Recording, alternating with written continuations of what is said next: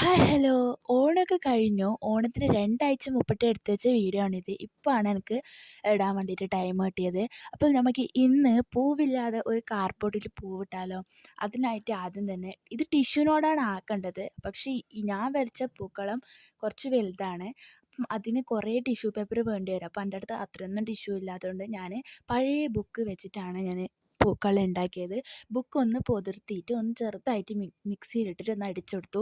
എന്നിട്ട് അതിൻ്റെ വെള്ളം ഒന്ന് പിഴിഞ്ഞെടുത്തിട്ടാണ് ഞാനൊന്ന് പൂക്കളിടുന്നത്. എനിക്കിഷ്ടമുള്ളൊരു സിമ്പിൾ ഡിസൈൻ ഞാൻ വരച്ചു കൊടുത്തു. അതിൽ ആദ്യം തന്നെ ഞാൻ ഒന്ന് പശ തേച്ചിട്ട് ഒന്ന് ഒട്ടിച്ചു കൊടുത്തു. രണ്ടാമത് ഞാൻ വിചാരിച്ചു റെഡ് കളറാക്കിയിട്ട് നോക്കാം എന്ന് വിചാരിച്ചിട്ട് ഞാൻ റെഡ് കളറാക്കി ഇട്ട് കൊടുത്തു. അപ്പോൾ എനിക്കൊന്നും പിടിച്ചിട്ടുണ്ടായിരുന്നില്ല. എന്തോ ഒരു പെരങ്ങുന്ന മാതിരി തോന്നിയപ്പോൾ ഞാൻ എന്താക്കിയിരുന്നെങ്കിൽ മൂന്നാമതും നാലാമതും അഞ്ചാമതും അങ്ങനെ ഫുള്ളായിട്ട് വൈറ്റ് തന്നെ തേച്ച് കൊടുത്തു. ലാസ്റ്റാണ് ഞാൻ പിന്നെ കളർ ചെയ്യാൻ പോയത്.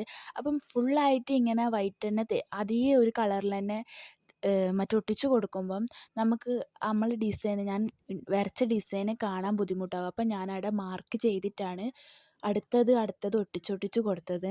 അപ്പം ആദ്യം തന്നെ ഞാൻ ആ പേപ്പർ കളറോടെ തന്നെ ഒട്ടിച്ചു. രണ്ടാമത് റെഡാക്കിയിട്ട് ഒട്ടിച്ചു. ബാക്കി ഫുള്ളും ഇതേമാതിരി ഒട്ടിച്ചെടുത്തു. പിന്നെ അത് ഉണങ്ങാൻ വേണ്ടി ഒരു ദിവസം എടുത്തിട്ടുണ്ടായിരുന്നു. പിന്നെ ഞാൻ ആ റെഡിൻ്റെ മീത്തൊന്ന് കുറച്ചും കൂടി കട്ടിക്ക് 2 കൂട്ടം അടിച്ചു കൊടുത്തു. പിന്നെ മൂന്നാമത് യെല്ലോവും പിന്നെ ഓറഞ്ചും പിന്നെ ഒന്നും കൂടി മഞ്ഞ അടിച്ചു കൊടുത്തു. പിന്നെ ഞാൻ ചുവപ്പ് അടിച്ചു കൊടുത്തു. ലാസ്റ്റ് ഞാൻ പച്ചയാണ് അടിക്കാൻ നിന്നത്. പക്ഷേ പച്ച അടിച്ച് കഴിഞ്ഞാൽ പാങ്ങുണ്ടാവുമോ ഇല്ലയോ എന്ന് വിചാരിച്ചിട്ട് ഞാൻ പിന്നെ നീലേനെ അടിച്ചു കൊടുത്തു. അപ്പോൾ നിങ്ങൾക്ക് ഇഷ്ടപ്പെട്ടോ ഇല്ലയോ എന്ന് എന്തായാലും കമൻറ്റ് ചെയ്യാൻ വേണ്ടിയിട്ട് മറക്കണ്ട.